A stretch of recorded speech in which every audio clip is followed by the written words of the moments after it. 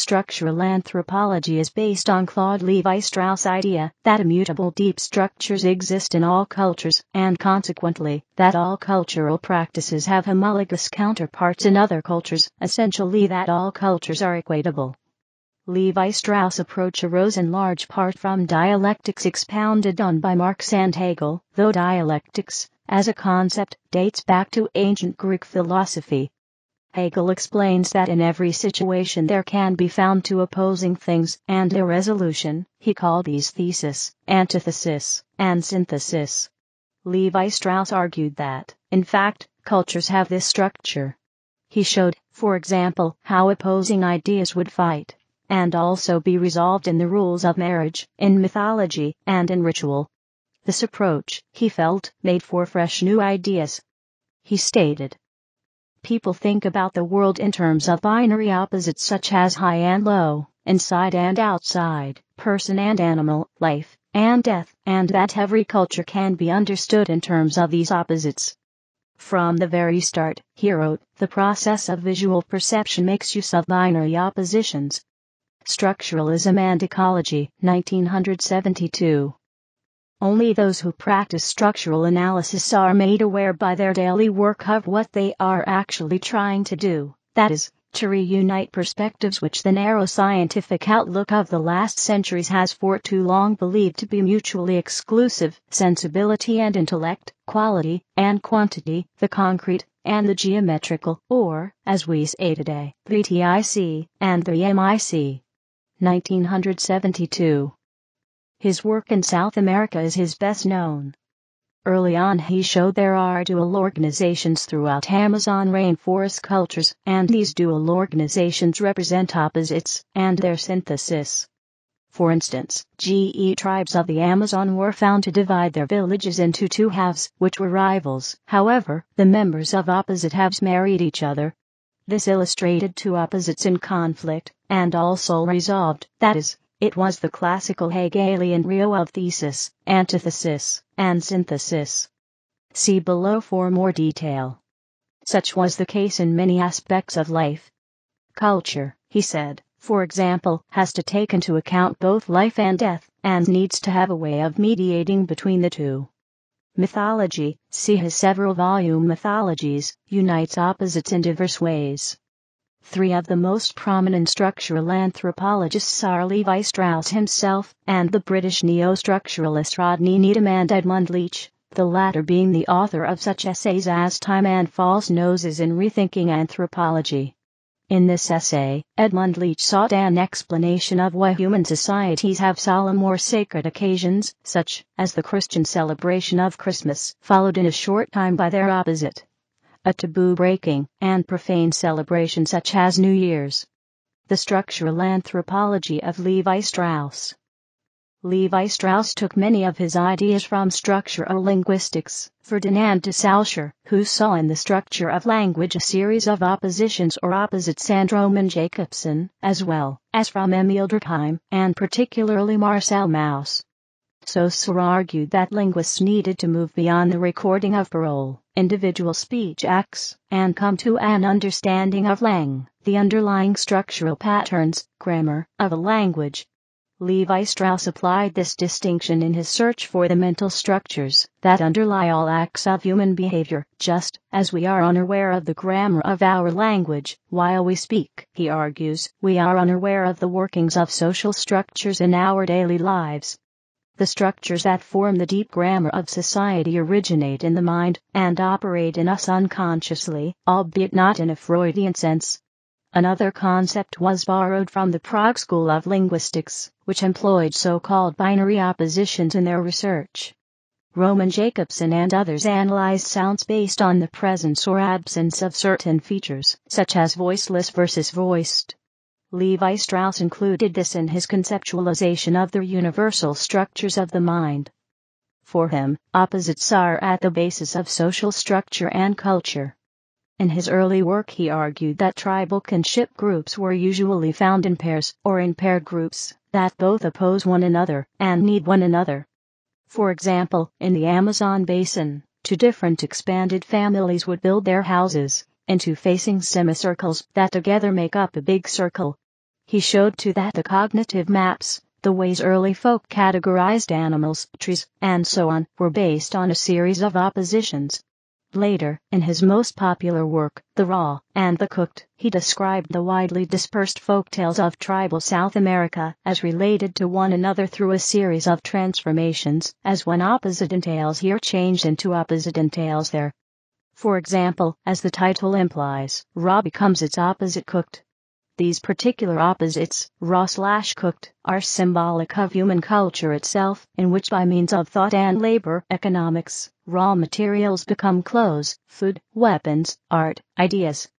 Culture, explained Lévi-Strauss, is a dialectical process, thesis, antithesis, synthesis.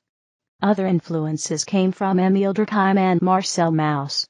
While Durkheim thought that taxonomies of the natural world are collective in origin, the collective conscious meaning that social structures influence individual structures of cognition, Lévi-Strauss proposed the opposite, arguing that it is the latter that gives rise to the former.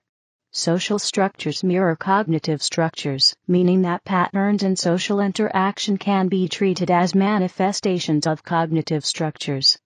While structural functionalists looked for structures within social organization, structuralism seeks to identify links between structures of thought and social structures. Possibly the most significant influence on structuralism came from Mauss' The Gift. In his seminal work, Mauss argued that gifts are not free, but rather oblige one to reciprocate. Through the gift, the givers give part of themselves, implying that the gift is imbued with a certain power that compels the recipient to reciprocate.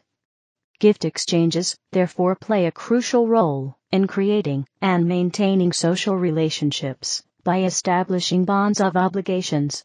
The gift is therefore not merely physical, incidental object, it has cultural and spiritual properties.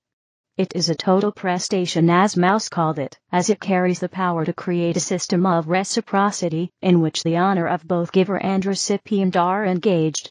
Social relationships are therefore based on exchange. Durkheimian solidarity, according to Mauss, is best achieved through structures of reciprocity and related systems of exchange. Lévi-Strauss took this idea and postulated three fundamental properties of the human mind: a. People follow rules. B. Reciprocity is the simplest way to create social relationships. C. A gift binds both giver and recipient in a continuing social relationship. Leighton, 1997-76. Structures are universal. Realization of universal structures are culturally specific. Lévi-Strauss argued that exchange is the universal basis of kinship systems, the structures of which would depend on the type of marriage rules that apply. Because of its strong focus on vertical social relations, Lévi-Strauss' model of kinship systems came to be called alliance theory. Lévi-Strauss' model attempted to offer a single explanation for cross-cousin marriage, sister exchange, dual organization, and rules of exogamy. Over time, marriage rules create social structures because marriages are primarily forged between groups, and not just between the two individuals involved. When groups exchange women on a regular basis, they marry together. Consequently, each marriage creates a debtor/creditor relationship which must be balanced through the repayment of wives, either directly or in the next generation. Lévi-Strauss proposed that the initial motivation for the exchange of women was the incest taboo, which he deemed to be the beginning and essence of culture, as it was the first prohibition to check natural impulses. Secondarily, it divides division of labor by sex. Prescribing exogamy creates a distinction between marriageable and tabooed women that necessitates a search for women outside one's own kin group, marry out or die out, and fosters exchange relationships with other groups. By necessitating wife exchange arrangements, exogamy promotes intergroup alliances and forms structures of social networks. Lévi-Strauss also discovered that a wide range of historically unrelated cultures had the rule that individuals should marry their cross-cousin, meaning children of siblings of the opposite sex, from a male perspective, that is either the FZD, father's sister's daughter, or the MBD, mother's brother's daughter. Accordingly, he grouped all possible kinship systems into a scheme containing three basic kinship structures constructed out of two types of exchange. He called the three kinship structures elementary, semi-complex and complex. Elementary structures are based on positive marriage rules that specify whom a person must marry, while complex systems specify negative marriage rules whom one must not marry, thus leaving a certain amount of room for choice based on preference.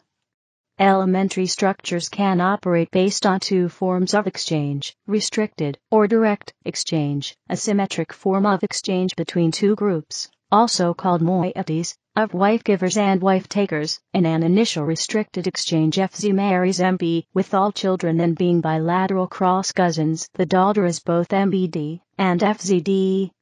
Continued restricted exchange means that the two lineages marry together. Restricted exchange structures are generally quite uncommon. The second form of exchange within elementary structures is called generalized exchange, meaning that a man can only marry either his MBD, matrilateral cross-cousin marriage, or his FZD, patrilateral cross-cousin marriage. This involves an asymmetric exchange between at least three groups. Matrilateral cross-cousin marriage arrangements, where the marriage of the parents is repeated by successive generations, are very common in parts of Asia, e.g., amongst the Khakin. Lévi-Strauss considered generalized exchange to be superior to restricted exchange, because it allows the integration of indefinite numbers of groups, cf. Barnard and Good, 1984-96. Examples of restricted exchange are found, for instance, in Amazonia. These tribal societies are made up of multiple moieties which often split up, thus rendering them comparatively unstable. Generalized exchange is more integrative, but contains an implicit hierarchy, as e.g., amongst the Khakin, where wife-givers are superior to wife-takers. Consequently, the last wife-taking group in the chain is significantly inferior to the first wife-giving group to which it is supposed to give its wives. These status inequalities can destabilize the entire system, or can at least lead to an accumulation of wives, and in the case of the Khakin also of bride wealth, at one end of the chain. From a structural perspective, matrilateral cross-cousin marriage is superior to its patrilateral counterpart. The latter has less potential to produce social cohesion since its exchange cycles are shorter. The direction of wife exchange is reversed in each successive generation. Lévi-Strauss theory is supported by fact that patrilateral cross-cousin marriage is in fact the rarest of three types. However, matrilateral generalized exchange poses a risk as Group A depends on being given a woman from a group that it has not itself given a woman to, meaning that there is a less immediate obligation to reciprocate compared to a restricted exchange system. The risk created by such a delayed return is obviously lowest in restricted exchange systems. Lévi-Strauss proposed a third structure, between elementary and complex structures, called semi-complex structure or Crow-Omaha system. Semi-complex structures contain so many negative marriage rules that they effectively come close to prescribing marriage to certain parties, thus somewhat resembling elementary structures. These structures are found, for example, among the Crow Nation and Omaha Native Americans in the United States. In Lévi-Strauss' order of things, the basic building block of kinship is not just the nuclear family, as in structural functionalism, but the so-called kinship atom, the nuclear family together with the wife's brother. This mother's brother, from the perspective of the wife-seeking son, plays a crucial role in alliance theory, as he is the one who ultimately decides whom his daughter will marry. Moreover, it is not just the nuclear family as such, but alliances between families that matter in regard to the creation of social structures, reflecting the typical structuralist argument that the position of an element in the structure is more significant than the element itself. Descent theory and alliance theory therefore look at two different sides of the same coin, the former emphasizing bonds of consanguinity, kinship by blood, the latter stressing bonds of affinity, kinship by law or choice. Leiden School. Much earlier, and some 450 miles north of Paris, a specific type of applied anthropology emerged at Leiden University, Netherlands, which focused frequently on the relationship between apparent cultural phenomena and subsurface structures found in the numerous cultures in the Indonesian archipelago, Batak, Minangkabau, Moluccas, etc., though it was primarily aimed at training governors for colonial Indonesia. This type of anthropology, developed by the late 19th century and early 20th century anthropologists, was eventually called de Leedsrichting, or de Leeds School, and a continuous flow of researchers was educated in this type of anthropology. It was this type of anthropological theory which attracted students and researchers alike, those interested in a type of anthropology that was holistic, that was broad and deep at the same time, that related economic circumstances with mythological and spatial classifications, or cognitive subsurface structures, and that explored the relationship between the botanical world and religious, symbolic systems. This was long before what became internationally known as structuralism. From the Leiden perspective, much research was done for many decades, thus influencing successive generations of anthropologists educated at Leiden University. The most recent chairs were held by J.P.B. de Jocelyn de Jong, Chair, 1922 to 1956, plus 1964, who coined the concept of the field of ethnological study, in 1935, and later his nephew P. de Jocelyn de Jong, Chair, 1956 to 1987, plus 1999. British neo-structuralism. The British brand of structuralism was mainly espoused by Rodney Needham and Edmund Leach, who were both critical towards the structure of functionalist perspective, and who drew on Lévi-Strauss as well as Arthur Maurice Hockert. However, they also found grounds for critiquing Lévi-Strauss. Leach, who in stark contrast to Lévi-Strauss was more concerned with researching people's actual lives than with the discovery of universal mental structures, found that the latter's analysis of the Kokken contained serious flaws. According to Leach, Lévi-Strauss' project had been overly ambitious, meaning that his analyses were too superficial, and the available data treated with too little care.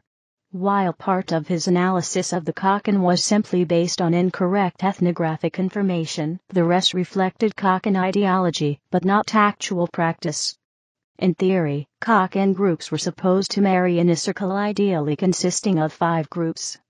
In reality, the system was strongly imbalanced with built-in status differences between superior wife-givers and inferior wife-takers. Lévi-Strauss had incorrectly assumed that wife-takers would be of higher rank than wife-givers. In reality, it was the other way round, and the former usually had to make substantial bride wealth payments to obtain wives. Overall, some lineages would accumulate more wives and material wealth than others, meaning that the system cannot be said to be driven primarily by reciprocity. In actual reality, the marriage system was quite messy, and the chance of it breaking down increased with the number of groups involved. In generalized exchange systems, the more groups there are, the more complex it becomes to keep track of all transactions, and to ensure that all wife-givers will eventually be on the receiving end, an issue that Lévi-Strauss had already foreseen. He thought that in practice there will be competition for women, leading to accumulation, and therefore asymmetries in the system. According to Leach, in Kokken reality instabilities arose primarily from competition for bride wealth. Men sought to get the maximum profit in forms of either bride wealth or political advantage out of the marriage of their daughters. Lévi-Strauss had only accorded a symbolic role to marriage prestations, effectively overlooking their significance within the system. Leach argued that they are also, or even primarily, economic and political transactions, and are frequently connected to transfers of rights over land, too. Kinship is therefore not an isolated domain, but linked to economic and political structures. Marriage exchanges need to be analyzed within their wider economic and political context rather than in isolation, as Lévi-Strauss tended to do. Leach charged the latter with neglecting the effects of material conditions on social relations. He also challenged the claims to universality made by Lévi-Strauss about the model, doubting whether structures generated by marriage rules would be the same in different social contexts. Critiques of structural anthropology.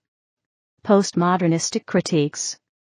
By the late 1970s/early 1980s, the heyday of alliance theory were over.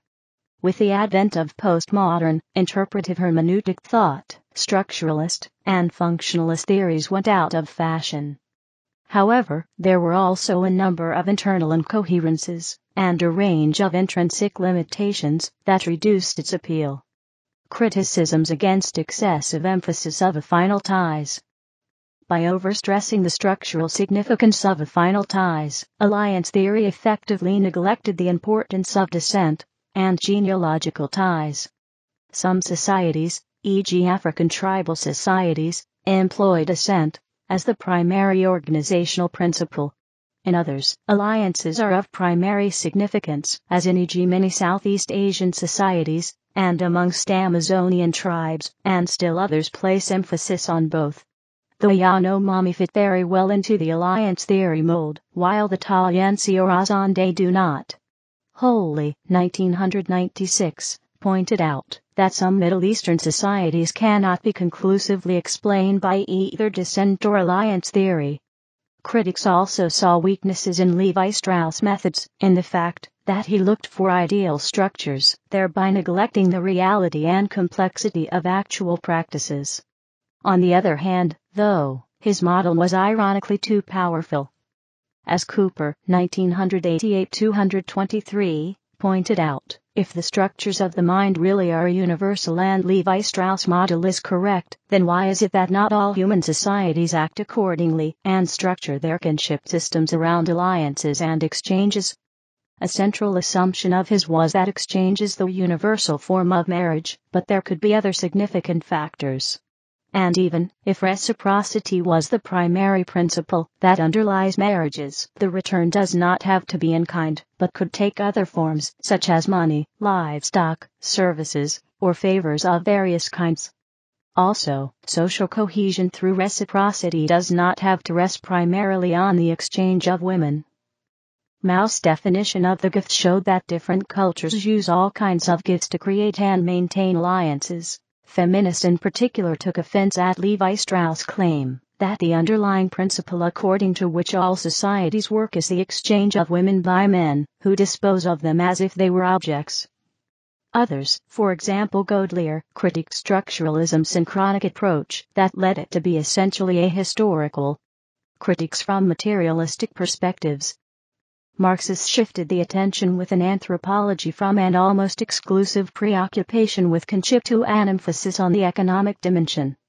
For them, social structures were primarily shaped by material conditions, property relations, and class struggles. Scientific and naturalistic critiques.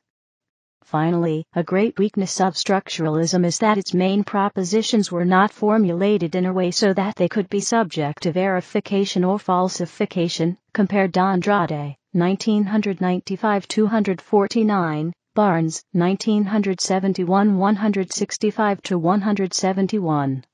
Lévi-Strauss did not develop a framework that could prove the existence of his concept of the fundamental structures of human thought, but simply assumed them to be there. Some anthropologists have pointed out that experimental research on concepts in psychology have not supported a structuralistic view of concepts, but rather a theory-oriented or prototype-based view. Boyer 2013.